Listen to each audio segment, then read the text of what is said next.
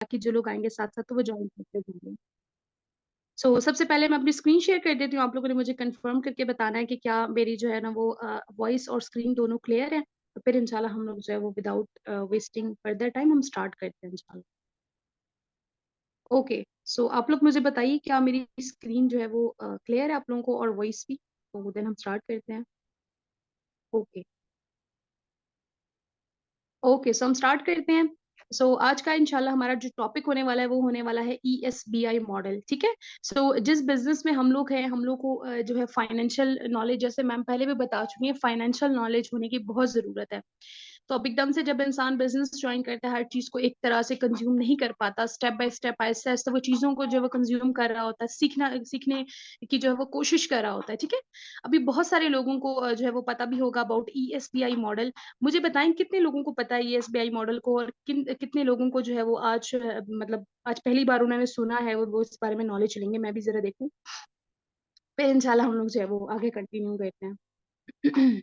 कितने लोगों को पहले पता है ESBI मॉडल का, और किन लोगों के लिए जो है वो न्यू टॉपिक है। ओके। ओके, माशाल्लाह, दैट्स ग्रेट। बहुत सारे लोगों को पता भी है और बहुत सारे लोगों को अभी जो है वो जानना भी। तो ठीक है, इंशाल्लाह हम लोग जो है वो स्टार्ट करते हैं। देन माशाल्लाह जिन लोगों को पता है वो बहुत जबरदस्त हो गया। ESBI मॉडल बेसिकली एक तरह से कह सकते हैं कि एक ऐसा मॉडल है कि जहां पर मेंशन किया गया है कि मनी अर्न करने की कितनी कैटेगरीज हैं इस दुनिया में। ठीक है।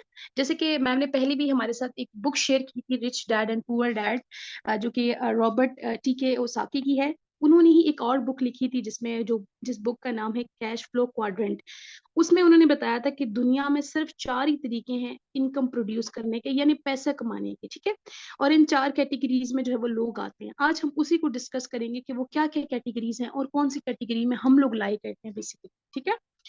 उसमें हमारे पास जो मॉडल का एक वो बना दिया उन्होंने कैपिटल लेटर से, मतलब उसमें आगे उनको जो है वो फिर डिटेल से भी बताया गया, जिसमें ESBNI। सबसे पहले जो हमारे पास आ जाती है चीज, वो आ जाती है E। ठीक है। E stands for employ. Employ कौन होते हैं? जिन जो जॉब करते हैं, जो जॉब होल्डर होते हैं। जॉब का बेसिकली क्या मतलब होता है? Join other peoples business. ठीक है। मतलब वो किसी के अंडर जो है वो वर्किंग करते हैं। अगर मैं आसान अल्फाज में बताऊं तो नौकरी करते हैं। ठीक है। नौकरी करने वाले लोगों को जो है वो एम्प्लॉय कहा जाता है। एम्प्लॉय जो है असल में जो है वो किस तरह से कमाई करता है? वो अपना टाइम यूटिलाइज करता है, अपना नॉलेज जो है वो यूटिलाइज करता है, उसके बाद जाके वो मनी अर्न करता है। ठीक है। फॉर एग्जाम्पल, एक पर्सन है जो कि जॉब करता है और उसकी एक महीने की सैलरी 20,000 है। ठीक है। पूरा महीना जब वो काम करता है, जितनी भी उसकी वर्किंग डेज है, उसको 20,000 जो रुपए सैलरी है वो उसको मिल जाती है। सेकेंड मंथ वो अगेन करता है तो उसको 20,000 ही सैलरी मिलती है। ठीक है। अगर तो वो बीच में कोई छुट्टियां वगैरह कर लेता तो सैलरी कम हो सकती है, लेकिन इंक्रीज नहीं हो सकती, क्योंकि वो फिक्स्ड अमाउंट है। किसी के लिए वर्किंग कर रहा है तो उसको फिक्स्ड अमाउंट ही मिल रही है। ठीक है। फॉर एग्जाम्पल, तीसरे मंथ अब वो अवेलेबल नहीं है, वो पर्सन, उसने जो है वो तीसरे मंथ काम नहीं किया। जब वो तीसरे मंथ काम नहीं करेगा तो उसकी इनकम कितनी होगी आप लोगों के हिसाब से? उसकी इनकम होगी जीरो। उसको कोई इनकम नहीं आएगी, बिकॉज ना वो अपना टाइम लगा रहा है वहां पर। ठीक है। क्योंकि उसको तो पैसा मिलना ही टाइम के हिसाब से है। जितनी टाइम वो वर्किंग करेगा उसके हिसाब से ही उसको पैसा मिलेगा। तो वो अपना टाइम नहीं दे रहा, वो वर्किंग पे नहीं जा रहा, वो काम नहीं कर रहा, वो 9 to 5 जैसे होता है ना, 12 घंटे की जॉब होती है, इसमें 14 घंटे की भी आ जाती है, 16 घंटे की भी आ जाती है। इंसान की जो कैपेसिटी है, बिल्कुल अगर मैं कहूँ कि मैक्सिमम कैपेसिटी 16 घंटे से ज्यादा एक इंसान काम नहीं कर सकता। तो अगर वो टाइम नहीं दे रहा तो उसको इनकम भी नहीं आ रही। अब आपको पता है कि हर कैटेगरी के लोगों का माइंडसेट भी अलग अलग होता है। अगर एम्प्लॉय है तो उसका माइंडसेट क्या होता है? वो क्या कहता है? हमेशा किस चीज की तलाश में होता है? वो कहते हैं मुझे एक ऐसी सूटेबल जॉब मिल जाए जो कि मुझे एक अच्छी पेमेंट भी दे और बहुत सारे बेनिफिट्स भी दे। ठीक है। उनका हमेशा ये माइंडसेट होता है, और वो यही कहते हैं और इसी चीज की तलाश में होते हैं फॉर द लाइफ टाइम, जो कि हमारे पाकिस्तान में इस वक्त जो है वो पॉसिबल नहीं है। अब इस कैटेगरी में कौन कौन लोग आते हैं? इसमें हर वो पर्सन आता है जो जॉब होल्डर है, चाहे वो टीचर हो, ठीक है, बैंकर हो, रिसेप्शनिस्ट हो, और भी बहुत सारी जॉब जो है होती हैं। उनको जो है वो इस कैटेगरी में शामिल किया जाता है, वो होते हैं एम्प्लॉय। ठीक है, हो गया। इसके बाद सेकंड हमारे पास आ जाता है S. S stands for self employed. ठीक है। सेल्फ एम्प्लॉयड, खुद के नौकर। ठीक है जी, खुद के लिए काम करने वाले लोग, जिनका स्मॉल बिजनेस होता है, बहुत छोटा बिजनेस। ठीक है। फॉर एग्जाम्पल, एक डॉक्टर है, ठीक है, उसका क्लिनिक है, लॉयर हो गया, अकाउंटेंट हो गया, आर्टिस्ट हो गया। अब उनके पैसे कमाने का क्या तरीका है, किस तरह से वो लोग पैसे कमाते हैं, ठीक है? वो क्या-क्या चीज़ें जो है वो पहले इन्वेस्ट करते हैं, तब जाके उनको पैसा आता है। सबसे पहले क्या इन्वेस्ट करते हैं? मनी। क्लिनिक बनाएँगे तो ऑब्वियस सी बात है पैसा तो लगेगा, ठीक है?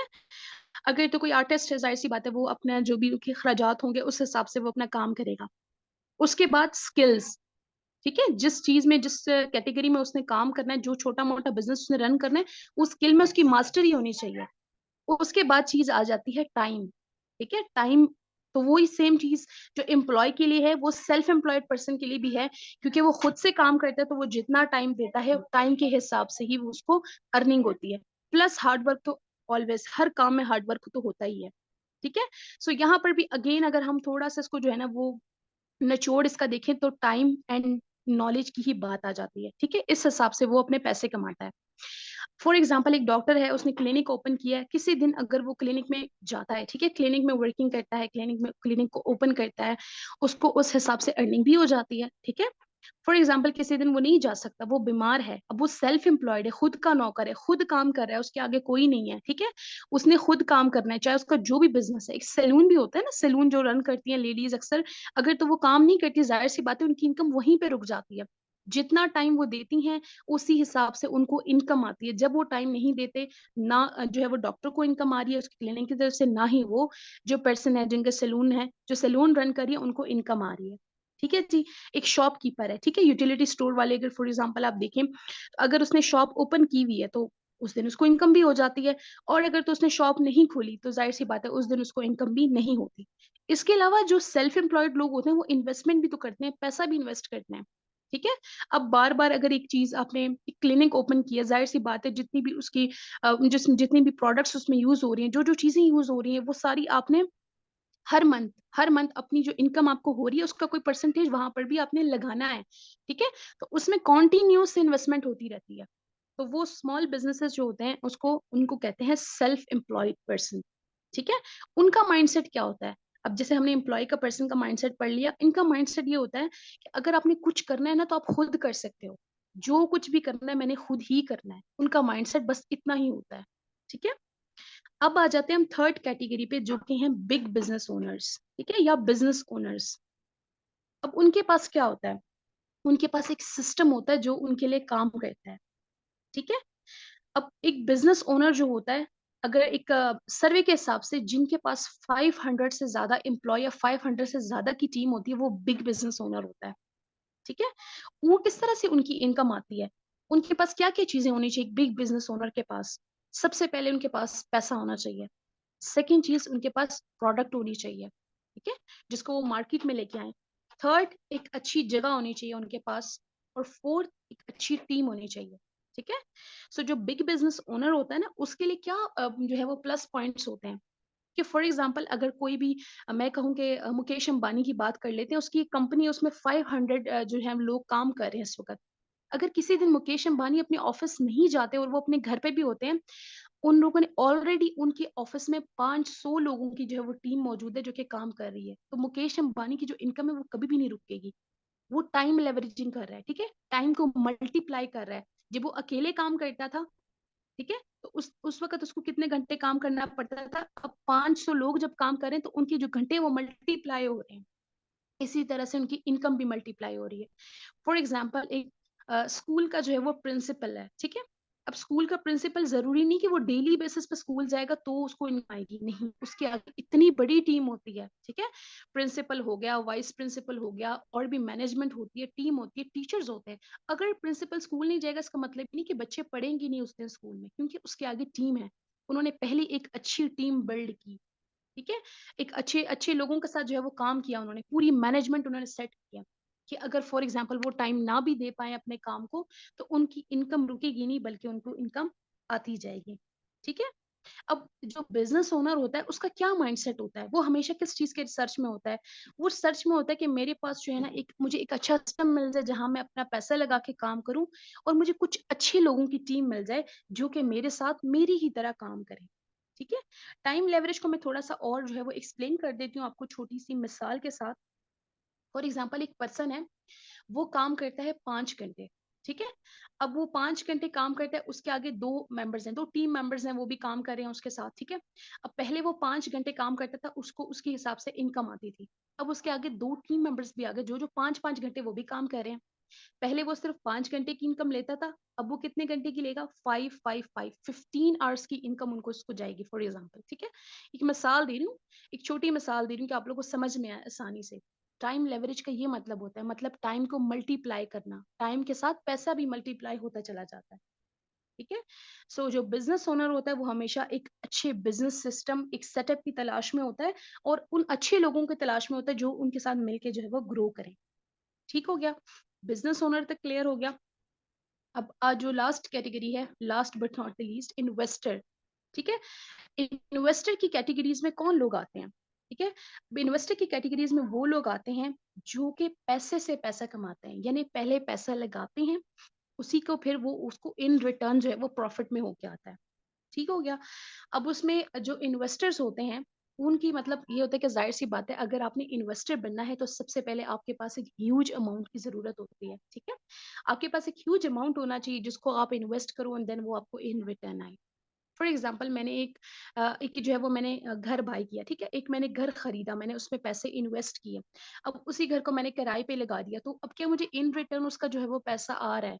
तो मैंने पैसा जो है वो इन्वेस्ट किया एक जगह पे, और उसका मुझे जो है वो बाद में प्रॉफिट आता जा रहा है। इन्वेस्टर का क्या माइंडसेट होता है? इन्वेस्टर का ये माइंडसेट होता है कि मेरे पास पैसा है, मुझे एक अच्छी जगह, एक अच्छा कह सकते हैं एक तरह से कि एक प्लेटफ़ॉर्म चाहिए, ये एक अच्छा सिस्टम चाहिए जहाँ पर मैं अपना पैसा जो है वो लगाऊँ, रिस्क भी कम हो और मुझे इन रिटर्न एक अच्छी चीज़ भी आए, ठीक है? फॉर एग्ज़ाम्पल फाइनेंशियल फ्रीडम की वो तलाश में होता है। अब इसमें हम देख लेते हैं कि जो एक तरह से कह सकते हैं, मैं एक बार मार्कर ऑन कर लेती हूँ, आप लोगों को मैं दिखाती हूँ। जो एम्प्लॉयड और सेल्फ एम्प्लॉयड लोग होते हैं ना, ये पैसे के लिए काम करते हैं, ठीक हो गया। जबकि बिजनेस ओनर और इन्वेस्टर्स जो होते हैं उनके लिए पैसा काम करता है, सिंपल सी चीज, ठीक है। So money works for investor in business. जो बिजनेस ओनर्स होते हैं और जो लोग होते हैं वो भी उनके लिए काम करते हैं, लेकिन जो एम्प्लॉयड और सेल्फ एम्प्लॉयड लोग होते हैं वो पैसे के लिए काम करते हैं, ठीक है। मैं एक और मिसाल आप लोगों को यहाँ पर एक छोटी-सी देना चाहूँगी कि जिससे आप लोगों को बहुत अच्छे से जो है वो क्लियर हो जाएगा, ठीक है? अब ये जो ईएसबीआई मॉडल जो जिस तरह से बनाया, ये जो एम्प्लॉयड सेल्फ एम्प्लॉयड होते हैं ना, ये लोग एक साथ एक कैटेगरी में आ जाते हैं, ठीक है? फॉर एग्ज़ाम्पल इसको मैं ए ग्रुप कह लेती हूँ, और बिज़नेस ओनर्स और जो इन्वेस्टर्स होते हैं वो होते हैं ग्रुप बी, ठीक है? इनको मैं ग्रुप बी कह लेती हूँ।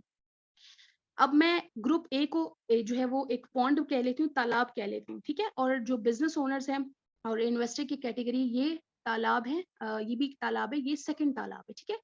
अब एम्प्लॉयड और सेल्फ एम्प्लॉयड लोगों की जो मिसाल होती है ना, वो ये होती है कि दुनिया में, ठीक है? पूरी दुनिया में 95% लोग जो है ना वो एम्प्लॉयड और सेल्फ एम्प्लॉयड की कैटेगरीज़ में आते हैं। लेकिन पैसा पैसा कितना है एम्प्लॉयड और सेल्फ एम्प्लॉयड्स के पास? 5%।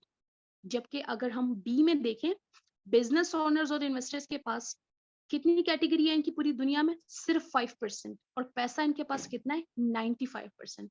मतलब 2 तालाब है, ठीक है।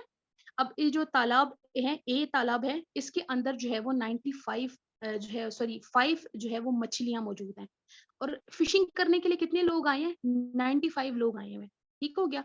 अब जो बी तालाब है, ठीक है, इसमें मछलियां जो है वो 95 है, लेकिन फिशिंग करने के लिए 5% लोग आए हैं। आप लोग मुझे बताएं, जो है आप लोग कौन सा तालाब प्रेफर करेंगे? आप तालाब ए प्रेफर करेंगे जहां लोग बहुत बैठे हैं और मछलियां कम है, ठीक है, और या तालाब बी जहां पर लोग कम है और मछलियां बहुत ज्यादा है, लाइक पैसा बहुत ज्यादा है लेकिन कमाने वाले लोग बहुत कम है।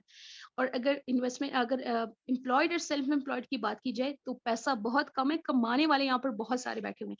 आप लोग मुझे बताएंगे आप लोग कौन सी कैटेगरी में आना पसंद करेंगे? ए में आना पसंद करेंगे या बी में? मैं थोड़े से आप लोगों को जो है ना वो रिव्यूज यहाँ पर ले लेती हूँ। 1 मिनट मैं इसको बंद कर लूँ। ओके, ओके, सो बी में आना चाहते हैं, काफी सारे लोग बी में आना चाहते हैं। जी बिल्कुल, क्योंकि बी में आप लोगों को जो है वो प्रॉफिट भी तो होगा, ठीक है। सो बी कैटेगरी में जो है वो बहुत सारे लोग आना चाहते हैं, ठीक हो गया। अब ESBI मॉडल जो है वो यहाँ तक आप लोगों को क्लियर हो गया? अगर तो क्लियर हो गया है तो मुझे बता दें, फिर इंशाल्लाह हम नेक्स्ट जो है वो मूव करते हैं, ठीक है? वैसे मीटिंग रिकॉर्डिंग हो गई, अगर किसी कोई भी क्वेश्चंस होंगे तो हम एट एंड ले लेंगे, कोई इशू। ओके, जी बिल्कुल ऐसा ही है मैम। ओके, सो अब इसमें एक और चीज़ आ जाती है, कैप्ड एंड अनकैप्ड इनकम, ठीक हो गया? कैप्ड इनकम और अनकैप्ड इनकम। कैप्ड इनकम की कैटेगरीज में कौन से लोग आते हैं? कैप्ड इनकम का क्या मतलब होता है? फिक्स्ड इनकम, ठीक है? फिक्स्ड इनकम की कैटेगरी में कौन लोग आते हैं? एम्प्लॉयड और सेल्फ एम्प्लॉयड, क्योंकि टाइम इनके पास नहीं होता। जो टाइम, जितना टाइम वो लोग देते हैं उसी के हिसाब से उनको जो है वो अर्निंग होती है, ठीक है? चलिए, सेल्फ एम्प्लॉयड तो फिर भी एक्स्ट्रा आवर्स लगा के शायद अच्छी इनकम जनरेट कर भी ले, लेकिन जो एम्प्लॉय पर्सन है उसके पास इनकम क्या है? कैप्ड है, एक लॉक इनकम है। वेरी मिनिमम 20,000 मेरी सैलरी है तो मैं उससे ऊपर जा ही नहीं सकता, चाहे मैं फिर ओवर टाइम कर लूँ या कुछ भी कर लूँ, मेरी इनकम कैप्ड है। मैं बेशक बहुत सारी मेहनत भी कर लूँ तो। अनकैप्ड इनकम, कौन सी कैटेगरी में अनकैप्ड इनकम आती है? कैटेगरी बी में। बिजनेस ओनर्स और इन्वेस्टमेंट में अनकैप्ड इनकम स्टॉप नहीं होता। आप जितनी मेहनत करोगे आप उतनी इनकम कर सकते हो, ठीक है? तो ये चीजें इसके साथ इंटरकनेक्टेड है, इस वजह से मैंने बताया, ठीक है? जो कैप्ड इनकम में जो लोग आते हैं वो होते हैं कैटेगरी ए वाले, और अनकैप्ड में आते हैं कैटेगरी बी वाले, ठीक है? तो इसीलिए आप लोगों ने भी इस चीज को माइंड में रखना है कि क्या मैंने कैप्ट इनकम लेनी है सारी जिंदगी, मैंने ये सोचना है कि मुझे कोई अच्छी जॉब मिले जिसमें मुझे अच्छे बेनिफिट्स मिले, या मैं कोई भी अपना छोटा मोटा सेटअप जो है वो रन करूं और उसी के साथ मैं सोचूं कि मैं अकेले इस सारे सेटअप को रन कर सकता हूं। तो ये माइंडसेट बिल्कुल गलत है, ऐसा कभी भी नहीं होता कि आप अकेले कुछ कर सकते हो। जाहिर सी बात है, हर काम के लिए आपको टीम चाहिए। इंसान है, इंसान की जिंदगी में बहुत सारी जरूरियात होती हैं। फॉर एग्जाम्पल मैं बैठ जाऊं इस चीज के सहारे कि मैंने एक सैलून, फॉर एग्जाम्पल लेडीज के लिए बोल रही हूँ, मैंने सैलून, ब्यूटी सैलून जो है वो रन कर रही हूँ, तो बस मैंने जो है वो ब्यूटी सैलून रन करना है, उसी से मुझे इनकम आएगी। मुझे कहीं भी जाना पड़ सकता है, मैं कहीं पर भी मुझे जाना पड़ सकता है। फॉर एग्जाम्पल मैं जो है वो बीमार हो सकती हूँ, और भी बहुत कुछ हो सकता है मेरी लाइफ में जहाँ से मैं जो है वो एक्टिव ना रह पाऊँ उस चीज में, तो मेरी तो इनकम ही नहीं आएगी, ठीक है? कैप कैप इनकम एक्टिव और पैसिव इनकम की तरह ही होती है। एक्टिव इनकम, ठीक है? एक्टिव इनकम का क्या मतलब होता है? एक्टिव इनकम का भी यही मतलब होता है कि जितने घंटे आप अपने काम में एक्टिव हो, आपको इनकम आ रही है। आप जिस वक़्त आपने वर्किंग छोड़ दी, आपकी इनकम उसी वक़्त बंद हो जाएगी। एक होती है पैसिव इनकम। पैसिव इनकम का क्या मतलब होता है? पैसिव इनकम का यही मतलब होता है कि आप अगर वर्किंग कर भी रहे हो तो आपको तो इनकम आनी ही आनी है। अगर आप वर्किंग नहीं भी कर रहे तो भी आपको इनकम आ रही हो, उसको कहते हैं पैसिव इनकम। और वो जाहिर सी बात है बिजनेस में ही होता है। जाहिर सी बात है, अगर आप नॉर्मल बिजनेस स्टार्टअप करना चाहते हो, ठीक है? मैं ये नहीं कह रही कि सीधा इंसान बिजनेस और इन्वेस्टर की कैटेगरी में ही कूद जाए, employed, self employed, business owner, investor, Aahista Aahista इंसान कैटेगरीज को जो है वो देखता लेगा। आपको बस फाइनेंशियल नॉलेज होनी चाहिए, कंफर्ट जोन में ना रहो आप कि मैं 9 टू 5 कर रहा हूँ, शाम को 5 बजे के बाद मेरी कोई ज़िम्मेदारी नहीं है। इस चीज़ में आप ना रहो, आप अपनी लाइफ़ को क्रिएट करते रहो। ज़ाहिर-सी बात है, अगर आपने बड़ा बिज़नेस ओपन करना है, आपके पास बहुत सारी इन्वेस्टमेंट होनी चाहिए, ठीक है? लेकिन आजकल आप नेटवर्क मार्केटिंग बिज़नेस को वेरी मिनिमम अमाउंट से स्टार्टअप करके एक ह्यूज अमाउंट अर्न कर सकते हो। वो भी बिज़नेस में ही आता है, ठीक है? नेक्स्ट हमारे पास चीज़ आ जाती है, ये एक फॉर्मूला, एक सक्सेस फॉर्मूला है नेटवर्क मार्केटिंग में, और ये भी ESBI मॉडल के साथ कनेक्ट चीज है, ठीक है?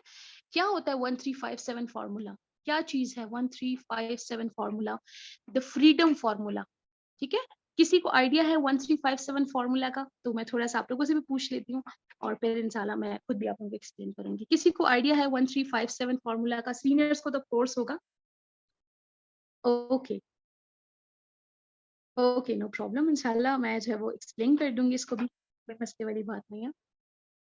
ओके, सो बहुत सारे लोगों को नहीं पता, और माशाल्लाह सीनियर्स को तो ऑब्वियस सी बात है उनको पता ही होगा। सो इसको कहते हैं द फ्रीडम फार्मूला, ठीक है? आजादी वाला फार्मूला। किस तरह से होता है? फॉर एग्जांपल आपने एक नेटवर्क मार्केटिंग बिजनेस ज्वाइन किया है, या कोई भी बिजनेस ज्वाइन किया है। देखिए, मैं हम लोग अपनी कैटेगरी के लिहाज से बात कर लेते हैं, ठीक है? सबसे पहले आपने पूरा 1 साल खुद को देना होता है। It takes about 1 year to learn the basic skills in any business. किसी भी बिजनेस में उसकी बेसिक स्किल्स उसके प्रॉफिट और लॉस को समझने के लिए आपको मिनिमम 1 साल की ज़रूरत होती है, ठीक है? 1 साल का मतलब ये नहीं कि आपको 1 साल में कोई अर्निंग नहीं होगी, लेकिन आपने ये सोच के नहीं बैठना कि मैं आते ही जो है ना वो इस तरह से कर लूँगा। ये इंसान का जब माइंडसेट बहुत आगे-आगे तक चला जाता है ना, बड़ा सोचना गलत बात नहीं है, लेकिन इस तरह से सोचना कि आप एक्सपेक्टेशन कर लो, तो ज़ाहिर-सी बात है पर्सन डीमोटिवेट हो जाता है, लोग डीमोटिवेट हो जाते हैं। आप खुद को 1 साल दोगे ना कंसिस्टेंसी और हार्ड वर्क के साथ, आप जिस भी बिज़नेस में हो ना, आपकी उसको बेसिक स्किल्स की नॉलेज हो जाएगी। अगर आपने खुद को 3 साल दे दिए कंसिस्टेंसी और हार्ड वर्क के साथ, अगर ठीक है, तो आपको पता है 90% लोग नेटवर्क मार्केटिंग में क्या होते हैं, पार्ट टाइम होते हैं, पार्ट टाइमर्स होते हैं, ठीक है? तो अगर आपने खुद को 3 साल कंसिस्टेंसी और हार्ड वर्क के साथ दे दिया ना, आप पार्ट टाइम से फुल टाइम इनकम तक चले जाओगे। यानी वो आपका पार्ट टाइम इनकम रहेगा ही नहीं, अब माशाल्लाह से वो आपका फुल टाइम इनकम हो जाएगा। ठीक है? बहुत सारे लीडर्स हैं हमारे पास इस वक़्त ग्रुप में जिनको ये चीज़ पता होगी। इसी तरह से अगर आपने अपने आप को 5 साल दे दिए किसी भी बिज़नेस में हार्ड वर्क और कंसिस्टेंसी के साथ, ये चीज़ याद रखनी है आपने, ठीक है? आप उसमें क्या हो जाते हैं, 6 फिगर अर्नर हो जाते हो और उससे भी अबव यानी एक अच्छी इनकम जनरेट करना शुरू कर देते हैं। इसी तरह से अगर आप खुद को 7 साल दे देते हैं with hard work and consistency के साथ, ठीक है?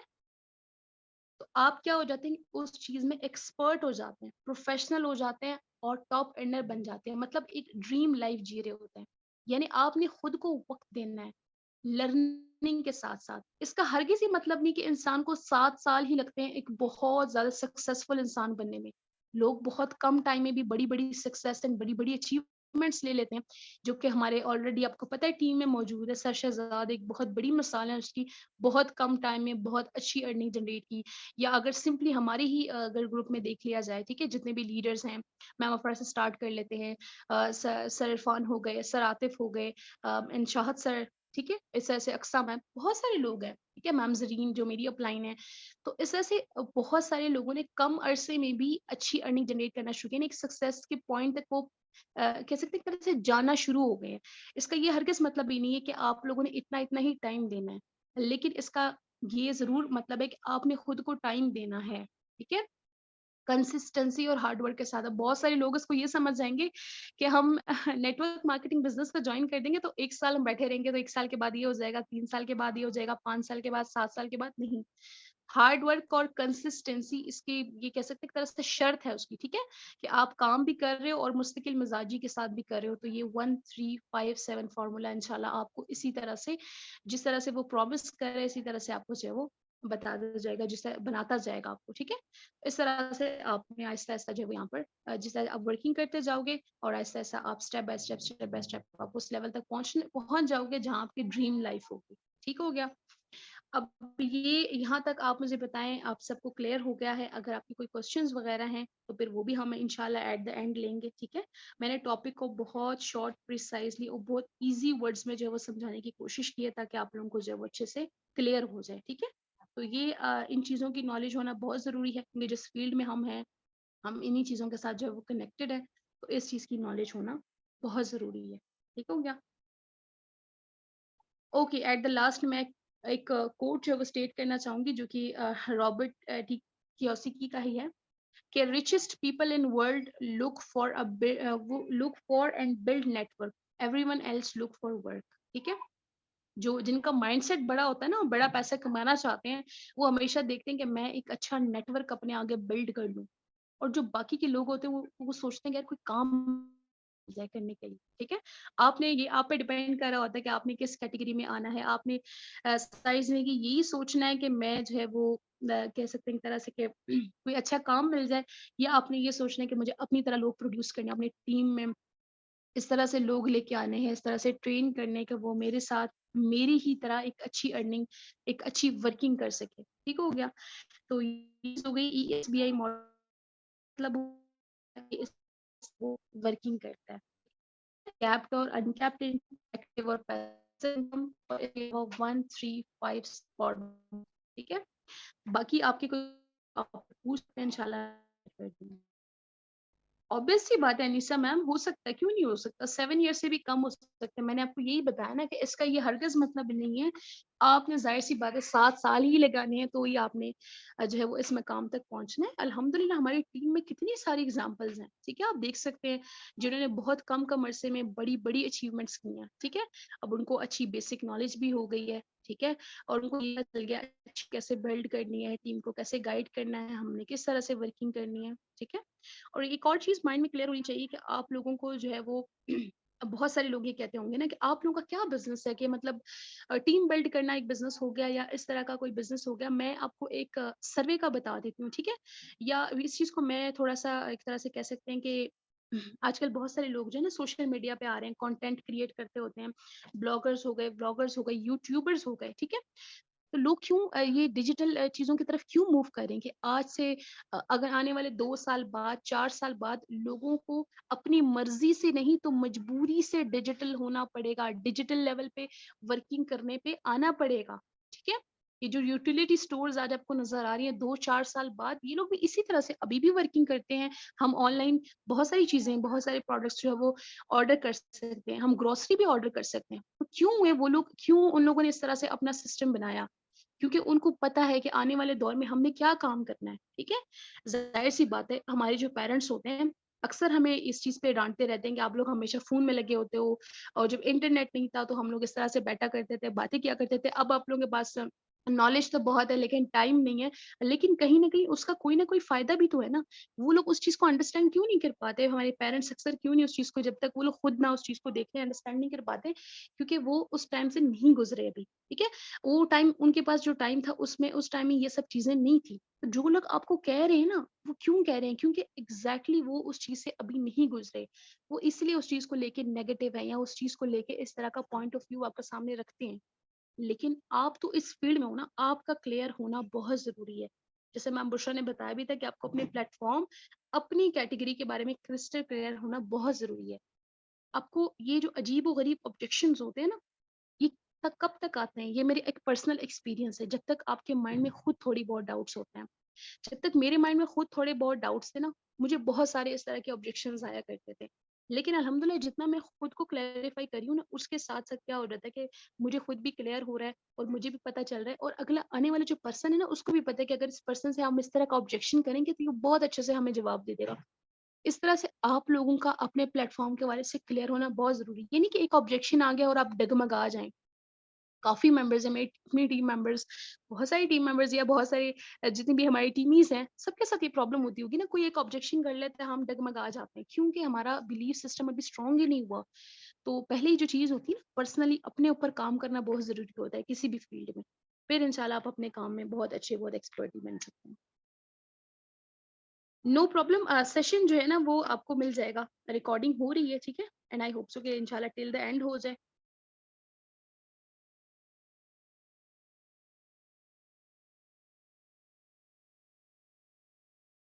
ऐसा बिल्कुल भी नहीं है फ़रा मैम, अगर आपकी डीलिंग स्ट्रॉन्ग है ना, आपकी ज़ीरो इनकम भी है, तो अगला वाला बंदा जो है, अगला पर्सन, सबसे पहली चीज़ तो आपने किसी को कन्विंस नहीं करना, आपने सिंपली अपनी अपॉर्च्युनिटी प्रोवाइड करनी है। आपको कोई ज़रूरत नहीं है किसी को भी कन्विंस करने की कि जी आप हमारे बिज़नेस में आएँ।